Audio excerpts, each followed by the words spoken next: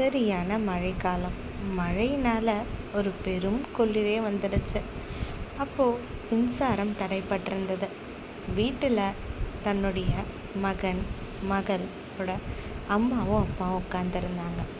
பையன் கொஞ்சம் பெரிய பையன். உடனே அம்மா சொன்னாங்க, பாருப்பா, மின்சாரம் தடைப்பட்டுருச்சு, அதனால் அங்கே இருக்க மெழுகுவத்தையை கொஞ்சம் ஏற்றி வை, நமக்கு கொஞ்சம் வெளிச்சம் கிடைக்கும். மின்சாரம் வர வரைக்கும் நம்ம எல்லோரும் உட்காந்து சந்தோஷமாக பேசிகிட்டு இருக்கலாம் அப்படின்னு சொன்னாங்க. அந்த பையனுக்கா ரொம்ப சந்தோஷமாயிடுச்சு. உடனே போயிட்டு அந்த மெழுகுவத்தியை ஏற்றி அங்கே பக்கத்தில் இருந்த வத்திப்பட்டியை எடுத்து மெழுகுவத்தியை ஏற்றுறதுக்கு முயற்சி பண்ணுறாரு. பக்கத்தில் இருந்த ஜன்னலில் நல்ல குளிர்காற்று பலமாக வீசிகிட்டு இருந்தது. அதையும் பொருட்படுத்தாமல் அவர் பாட்டுக்கு எப்படியாவது அந்த மெழுகுவத்தியை ஏற்றிடணும் அப்படிங்கிறதுலே குறிக்கோளாக இருந்தாரே தவிர அந்த காற்று வர ஜன்னலை மூடணும்னு நினைக்கல. ரொம்ப முயற்சி பண்ணுறாரு. அந்த வத்திப்பட்டியில் இருந்த குச்சிகள் எல்லாம் தீர்ந்து போயாச்சு. கடைசியாக ஒரே ஒரு குச்சி இருந்தது.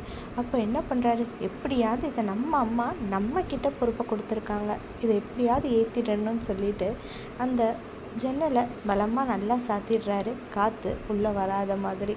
இப்போ அந்த மெழுகுவத்தியை ஏற்றுறாரு. அதுவும் அழகாக எரிய ஆரம்பிச்சுது. அப்போது அவருக்கு ரொம்ப சந்தோஷமாயிட்டு அவங்க அம்மா கிட்ட போய் சொல்கிறாரு, அம்மா பார்த்தீங்களா, நான் எவ்வளோ கவனமாக நான் இந்த மெழுகுவத்தியை நீங்கள் சொன்ன மாதிரி ஏற்றிட்டேன் அப்படின்னு ஒரு பெருமிதத்தோடு சொல்கிறாரு.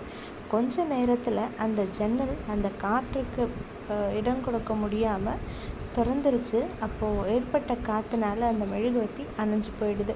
இப்போது மறுபடியும் இருள்.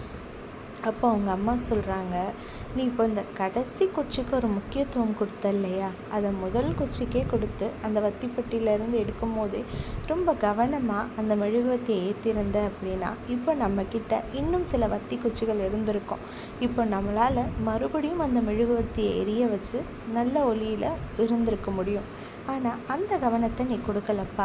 இதே மாதிரி தான் நிறைய பேர் என்ன பண்ணுறாங்க, ஒரு செயலில் ஆரம்பிக்கும் போது அந்த கடைசியில் அந்த கடைசி வாய்ப்பை நழுவ விட்டுடக்கூடாதுன்னு கொடுக்குற கவனத்தை முதல்லையே கொடுக்கறது கிடையாது.